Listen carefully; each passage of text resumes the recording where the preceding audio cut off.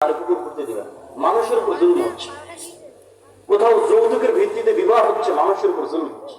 তো মসজিদ মাদ্রাসা মানুষের উপর হওয়া জুলুমকে বাধা দিতে যাবে, তাহলে মসজিদ মাদ্রাসার ক্ষমতা বাড়বে। আপনি যত ন্যায় প্রতিষ্ঠা করতে যাবেন তত আপনার পাওয়ার বাড়বে এবং আপনি নেতৃত্বের যোগ্য হিসেবে বিবেচিত হবেন আল্লাহর দরবারে।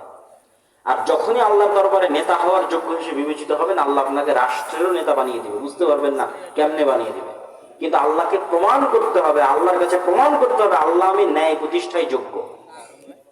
আমি আমার পরিবারে ন্যায় প্রতিষ্ঠা করেছি, আমার মাদ্রাসায় ন্যায় প্রতিষ্ঠা করেছি, আমার সমাজে ন্যায় প্রতিষ্ঠার জন্য চেষ্টা করতেছি। কেন? আল্লাহ নিজে ন্যায় পরায়ণ। আল্লাহর সবচেয়ে বড় গুণ হচ্ছে আল্লাহ ন্যায় পরায়ণ। পৃথিবীর কোথাও যদি মানুষ ন্যায় বিচার না পায়, তাহলে কিয়ামতের মাঠে আল্লাহ ওই মানুষকে ন্যায় বিচার বুঝিয়ে দিবে। শুধু মানুষ কেন, পশু প্রাণীকেও আল্লাহ ন্যায় বিচার বুঝিয়ে দিবে। আর আল্লাহ সকল ক্ষমতার মালিক। তো আপনি ক্ষমতা চাচ্ছেন, রাষ্ট্রের ক্ষমতা দরকার, পৃথিবীর ক্ষমতা দরকার, ইসরায়েলের কাছে গোলাম থাকতে চাই না, তো ক্ষমতার মালিক কে বলেন তো? আল্লাহ। তাহলে আল্লাহ আপনাকে ক্ষমতা দিবে কেন? আপনি ক্ষমতা বাস্তবায়নের যোগ্য হন। আল্লাহ সুবহানাহু ওয়া তাআলা এই পুরো বিশ্বের ক্ষমতা বাস্তবায়ন করছে ন্যায়ের সাথে। আল্লাহ তার নাম রেখেছে আজিজুল হাকিম।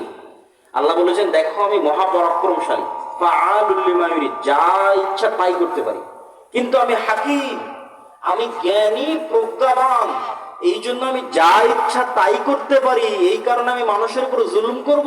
অসম্ভব। আমার ক্ষমতা আছে, তারপর আমি ন্যায় প্রতিষ্ঠা করি। আল্লাহু আকবার।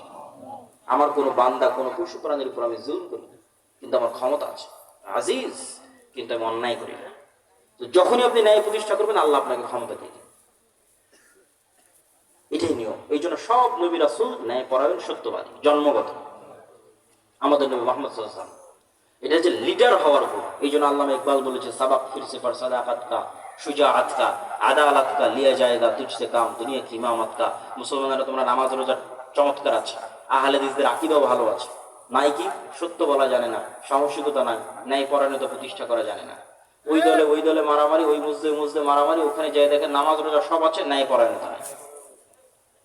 দলের আমির যেই কর্মী বেশি চামচামি, যে হুজুর জি সার করেছে অকি পদ দিয়ে দিয়েছে, যে কর্মী বেশি কাজ করেছে অকি দল থেকে বাইরে করে দিয়েছে। তাহলে সে তার নিজের দলে ন্যায় প্রতিষ্ঠা করতে পারেনি, তাহলে আল্লাহ তাকে রাষ্ট্রের ন্যায় প্রতিষ্ঠার যোগ্য মনে করবে?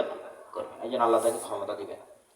গোলামদের স্বভাব, আমরা গোলামি করতে করতে এই জিনিসগুলো শিখেছি। এই জন্য এটার থেকে আমরা যত বের হয়ে আসবো।